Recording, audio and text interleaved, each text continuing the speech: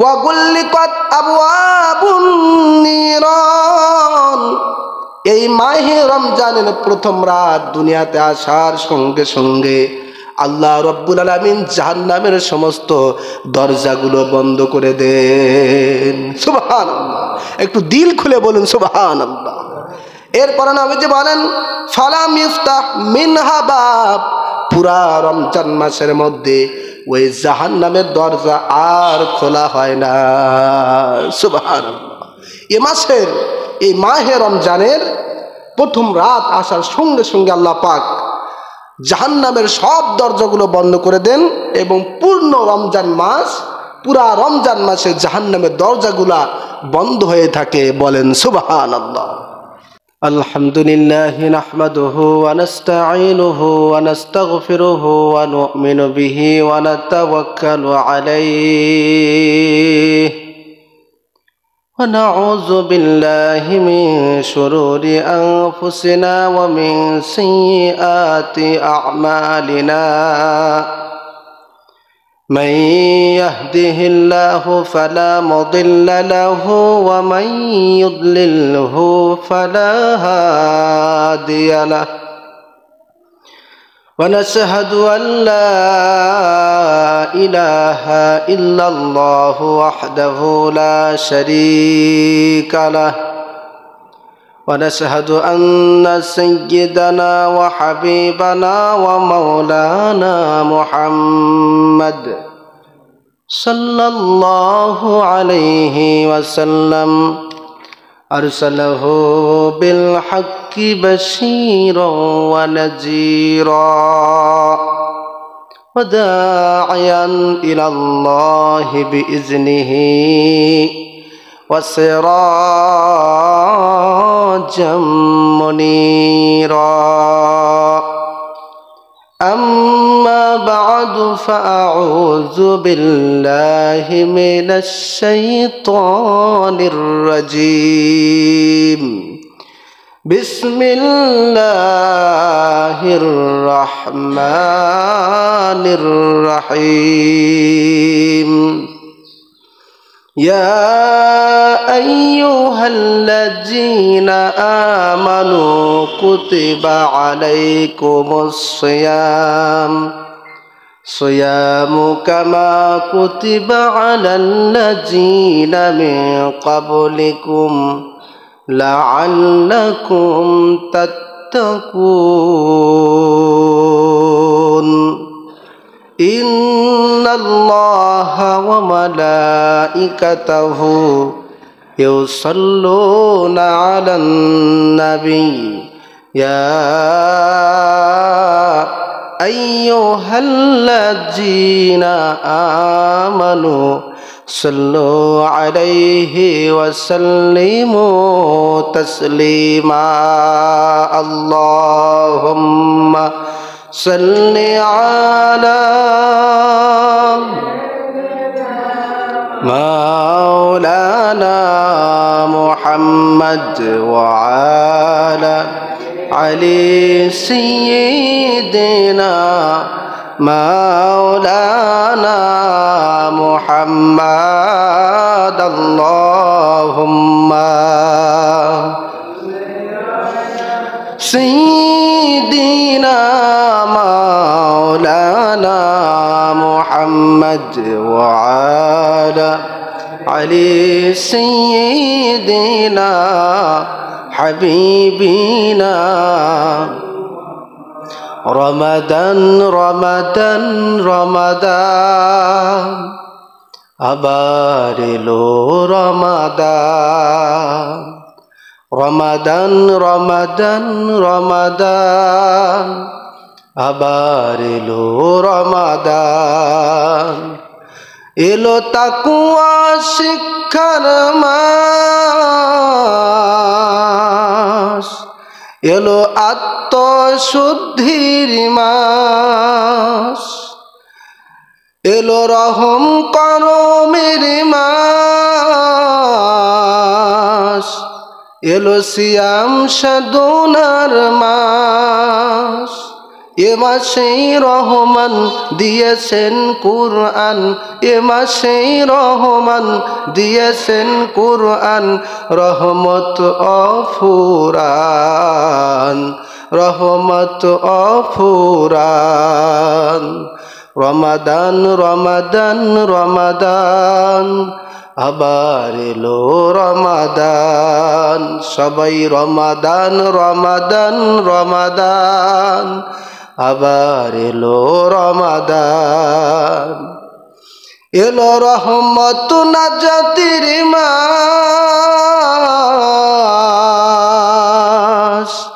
এলো মাগফিরাতির মাস, এলো জান্নাত লাভের মাস, এলো গুনাহ ক্ষমারি মাস। ক্ষমা পেতে পাপ চাও গো সবে মাপ, ক্ষমা পেতে পাপ চাও গো সবে মাপ, মাফ করিবেন রহমান, মাফ করিবেন রহমান। রমাদান রমাদান রমাদান, আবার এলো রমাদান, রমাদান রমাদান রমাদান, আবার এলো রমাদান। এলো ইতিকাফের মাস, এলো খোদার প্রিয় হবার মাস, এলো সবে কদরের মাস, এলো কোরআন নাজিলের মাস। এ মাসে শয়তান বন্দি রাখে মহান, এ মাসে শয়তান বন্দি রাখে মহান, রসুলেরই ফরমান, রসুলেরই ফরমান।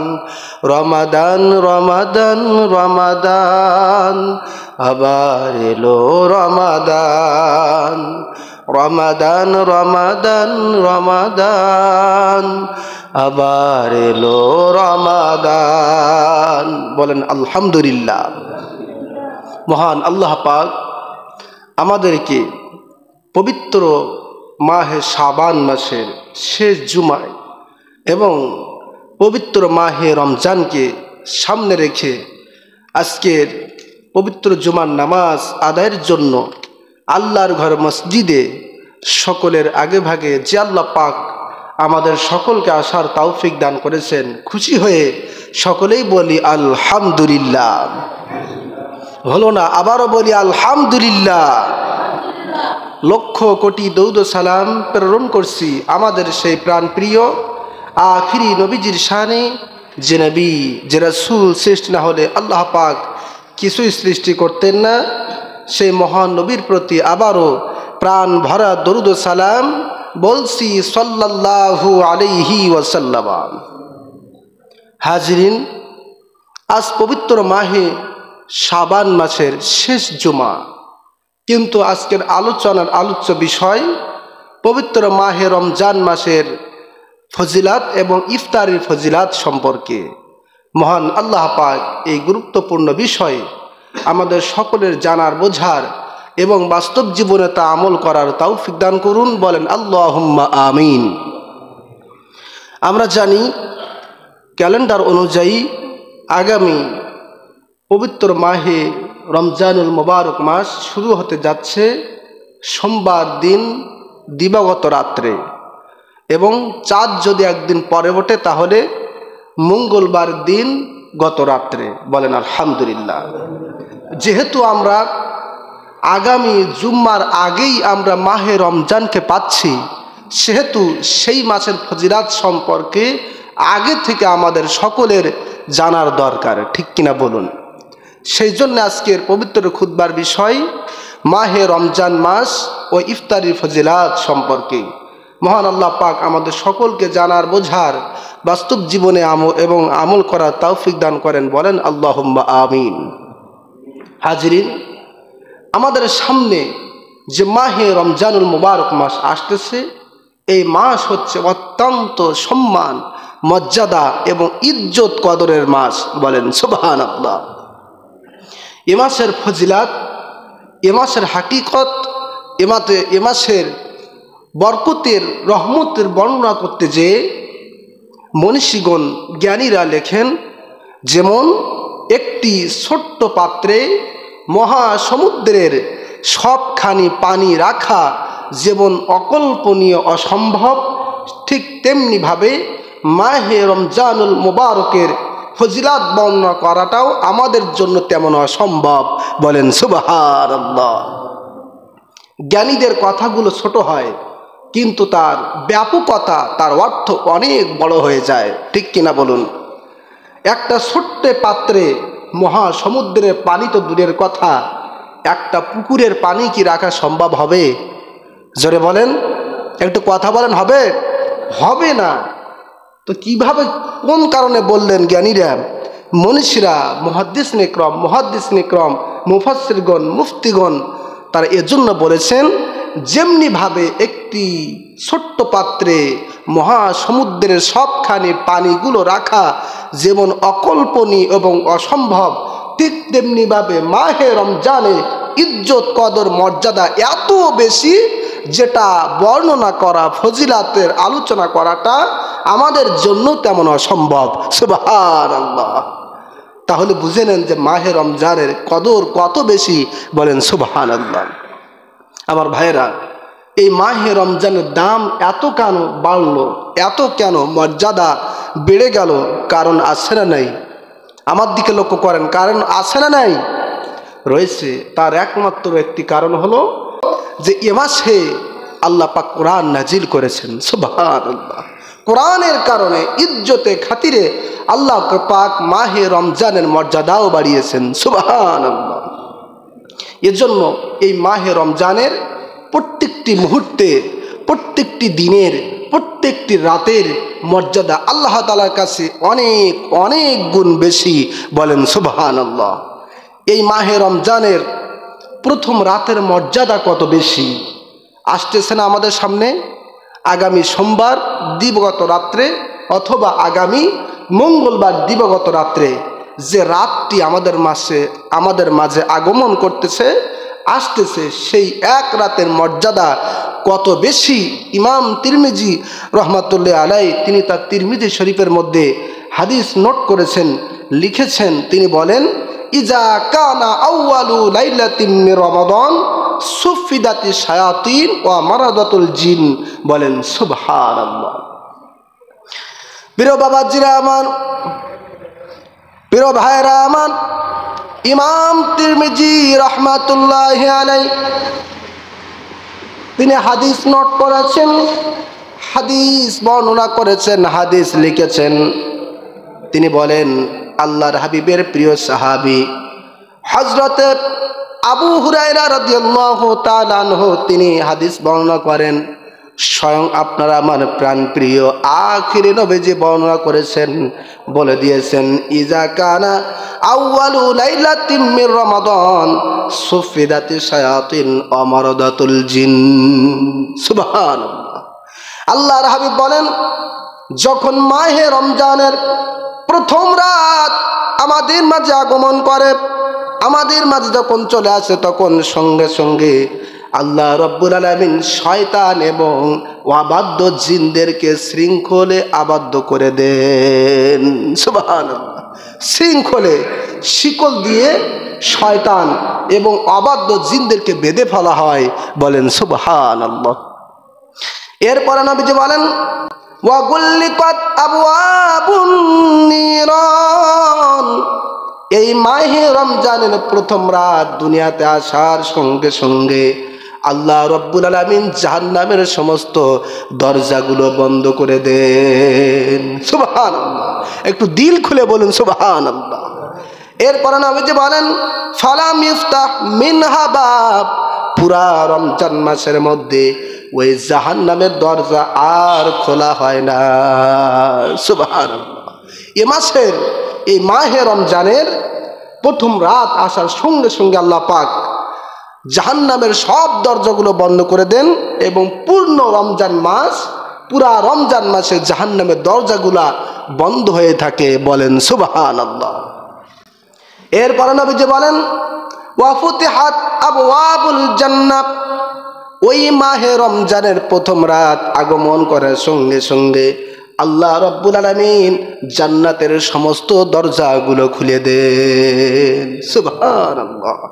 ফালাম ইগলাক মিনহা বাব, এবং পুরা রমজান মাসে জান্নাতের সমস্ত দরজাগুলা খোলা থাকে, একটি দরজাও বন্ধ থাকে না। সুবহানাল্লাহ।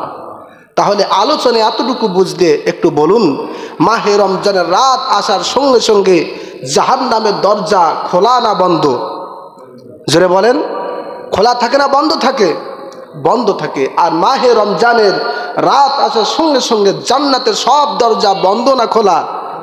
খোলা হয়ে যায়। কাদের জন্যে? কাদের জন্যে? একটু জোরে বলেন। কাদের জন্যে?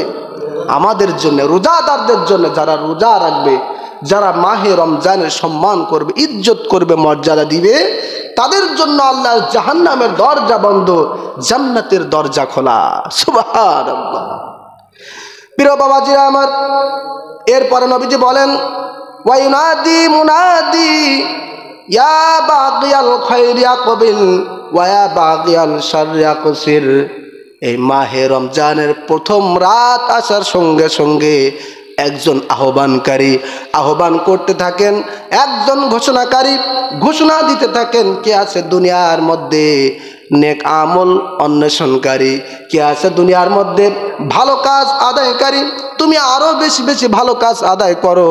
আর কে আছে দুনিয়ার মধ্যে পাপ অর্জনকারী, কে বেশি বেশি পাপ অর্জন করছে, এই মাহে রমজানে তুমি তোমার পাপ থেকে বিরত থাকো।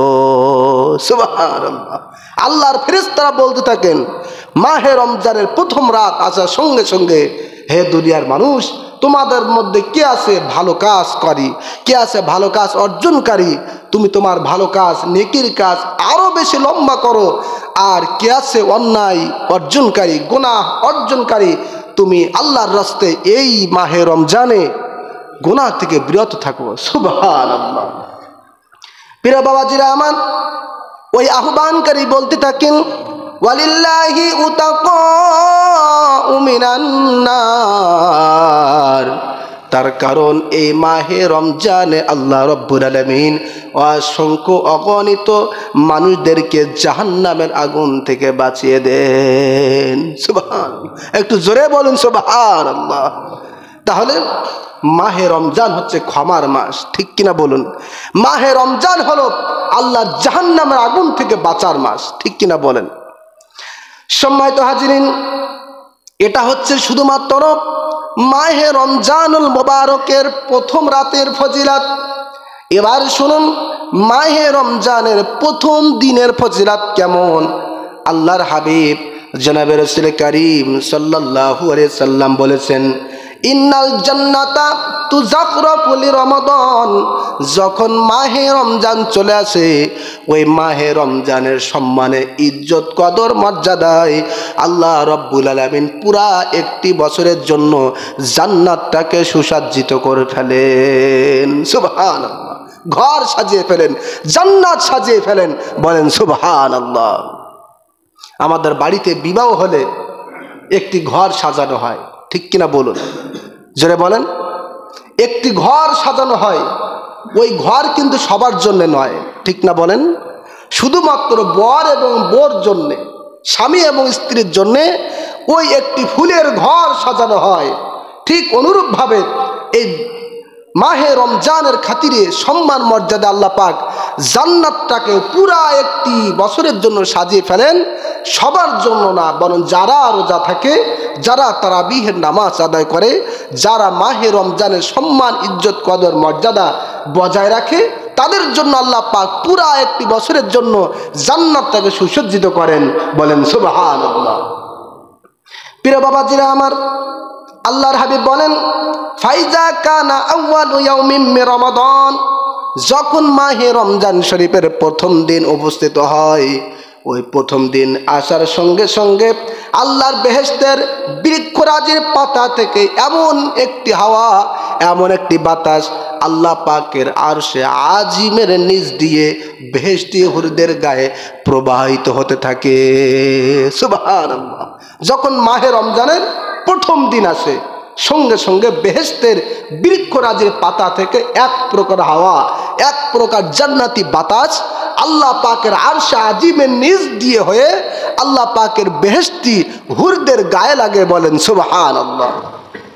নবীজি বলেন বেহেশতি হুরদের গায়ের মধ্যে, শরীরের মধ্যে যখন বেহেশতি ওই জান্নাতি বাতাস এসে লাগে, সঙ্গে সঙ্গে আল্লাহর জান্নাতি হুরিরা বলতে থাকেন, ইয়া রাব্বি ফাকুলনা ইয়া রাব্বি ইজআল লানা মিন ইবাদিকা আজওয়াজান তাকিরু বিহিম আয়ুনুনা ওয়া তুকাররিনু ওয়া তাকিরু আয়ুনুহুম বিনা।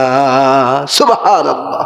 আল্লাহর বেহেশতি হুরিদের গায়ে যখন বেহেশতি বাতাস এসে লাগে, তখন আল্লাহর জান্নাতি হুরিরা বলতে থাকে, ইয়া রাব্বি, হে আমার প্রতিপালক, হে আমাদের প্রতিপালক, আপনি আমাদের জন্য এই বেহেশতি হুরদের জন্য এমন স্বামী নির্বাচন করুন যাদের দেখে আমরা বেহেশতি হুরদের চোখ জুড়িয়ে যাবে এবং আমাদের দেখেও তাদের চোখ জুড়িয়ে যাবে। সুবহানাল্লাহ। এমন স্বামী আমাদেরকে দান করুন যাদের দেখে আমাদের অন্তর, আমাদের চোখ জুড়িয়ে যাবে এবং আমাদের দেখেও তাদের চোখ জুড়িয়ে যাবে। বলেন সুবহানাল্লাহ। প্রিয় বাবাজিরা আমার, উল্লেখ্য বিষয় হলো ওই বেহেশতি হুরদের স্বামী তারাই হবেন যারা দুনিয়াতে আল্লাহ পাকে রাজি খুশির জন্য সারাদিন মাহে রমজানে রোজা রাখে। সুবহানাল্লাহ। তাহলে চিন্তা করুন একটা রোজাদারের মর্যাদা কত বেশি। আল্লাহ পাক রোজাদারের জন্য পরকালে বেহেশতি হুর নির্ধারণ করেছেন। আল্লাহ পাক রোজাদারের জন্য পরকালে আল্লাহর জান্নাত থেকে সুসজ্জিত করেছেন এবং জান্নাতের সমস্ত দরজা একজন রোজাদারের জন্য খুলে দিয়েছেন। বলেন সুবহানাল্লাহ। সম্মানিত হাজিরিন, এটা হলো মাহে রমজান শরীফের প্রথম দিনের রোজার ফজিলত, প্রথম দিনের ফজিলত। আর আল্লাহর হাবিবের প্রিয় সাহাবে হযরতে সালমান ফারসি রাদিয়াল্লাহু তাআলা আনহু তিনি বর্ণনা করেন, এই মাহে শাবানের শেষ দিনে ফি আখিরি ইয়াউমি মিন শাবান, যখন মাহে শাবানের শেষ দিন হয়েছে, ওই শেষ দিনে আল্লাহর হাবিব সাহাবায়ে কেরামদেরকে নসিহত করলেন। সুবহানাল্লাহ। এই তো মাহে শাবানের একেবারে শেষ পথে, ঠিক কিনা বলুন? আর মাত্র 2-3 দিন বাকি রয়েছে। এই মাহে শাবানের শেষ দিন যখন এসেছে, তখন আল্লাহর হাবিব সাহাবায়ে কেরামদেরকে একটি উপদেশ দিয়েছিলেন, একটি নসিহত করেছিলেন, যে নসিহত, যে হাদিসটা আজকের খুতবার মধ্যেও দেওয়া হয়েছে। বলেন সুবহানাল্লাহ। আল্লাহর হাবিব মাহে শাবানের শেষ দিনে সাহাবায়ে কেরামদেরকে লক্ষ্য করে বলেন, তার উম্মতদেরকে লক্ষ্য করে বলেন, ইয়া আইয়ুহান নাস। আল্লাহর হাবিব বলেন, হে মানব জাতি, হে আমার উম্মতেরা, হে আল্লাহর বান্দারা, তোমাদের মাঝে কদ আযাল্লাকুম শাহরুন আযীম মুবারক, তোমাদের মাঝে এমন একটি মাস ছায়া বিস্তার করছে, এমন একটি মাস আসতেছে যেই মাসের নাম হলো পবিত্র মাহে রমজানুল মুবারক। সুবহানাল্লাহ। মাহে শাবানের শেষে নবীজি উম্মতদেরকে বলতেছেন, সাহাবায়ে কেরামদেরকে বলতেছেন, এটা তো মাহে শাবান শেষ, কিন্তু মাহে রমজান তোমাদের মাঝে অপেক্ষামান আসতেছে। সেই মাসটা অত্যন্ত সম্মান, মর্যাদার, ইজ্জত, কদরের। বলেন সুবহানাল্লাহ।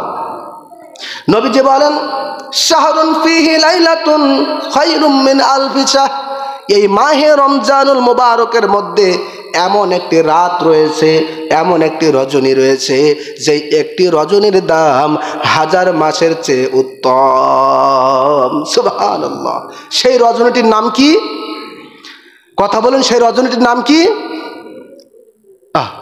মাহে রমজানের একটি রাত যার দাম হচ্ছে 1000 মাসের চেয়ে উত্তম, সেই রজনীর নাম কি? লাইলাতুল কদর। এটা বলতে দেরি হচ্ছে কেন? এটা তো শুধু এবছরের ওয়াজ নয়, এটা প্রতি বছরের ওয়াজ আমাদের জানা, ঠিক কিনা? কাজে কথা বললে টপ টপ করে বলে দিতে হবে, দেরি করলে হবে না, সময় কম। আমাদের সভাপতি সাহেব তিনি কথা বলবেন। সম্মানিত হাজিরিন, নবীজি বলছেন, এই মাহে রমজানে এমন একটি রাত রয়েছে যেই এক রাতের দাম 1000 মাসের চেয়ে উত্তম।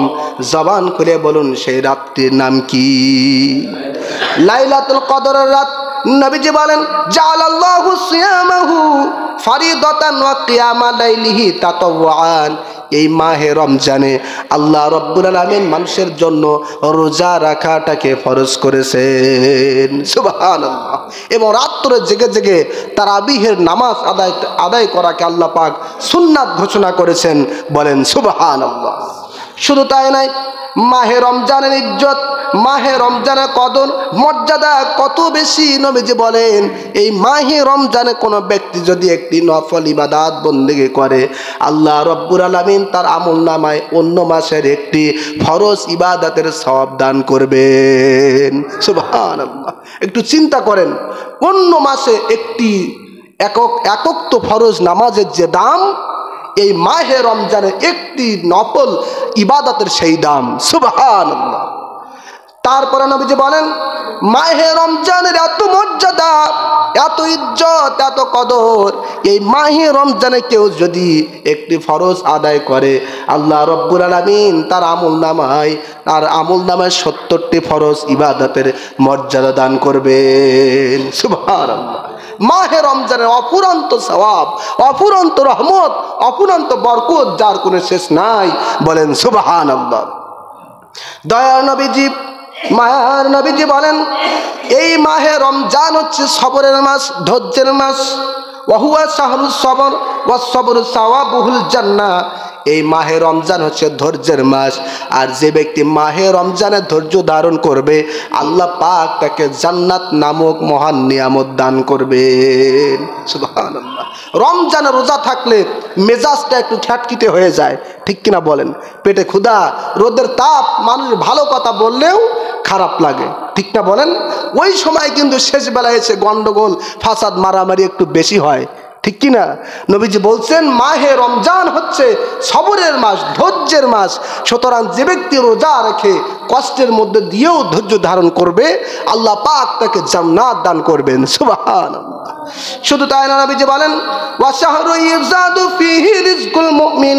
এই মাহে রমজান এমন একটি মাস, যেই মাসে আল্লাহ পাক মুমিনের রিজিক বৃদ্ধি করে দেন, সুবহানাল্লাহ। মুমিন যারা, তাদের রিজিক মাহে রমজানে বৃদ্ধি করে দেওয়া হয়। এজন্য তো বাকি 11 মাস মুমিনেরা, মুসলমানরা যে পরিমাণ খায়, তার চেয়ে বেশি মাহে রমজানে ভালো মন্দ খায়, ঠিক কিনা বলুন? কোথা থেকে আসে, কোথা থেকে আসে, কোন জায়গা থেকে এত ভালো মন্দের আয়োজন হয়? দিয়েছেন কে? জোরে বলেন, রিজিক বৃদ্ধি করেন কে? আল্লাহ পাক। নবীজি বলছেন, মান ফাত্তারা ফীহি সাইমান কানা লাহু মাগফিরাতুল লিযুনুবিহি ওয়া ইতকু রাকাবাতিহি মিনান নার।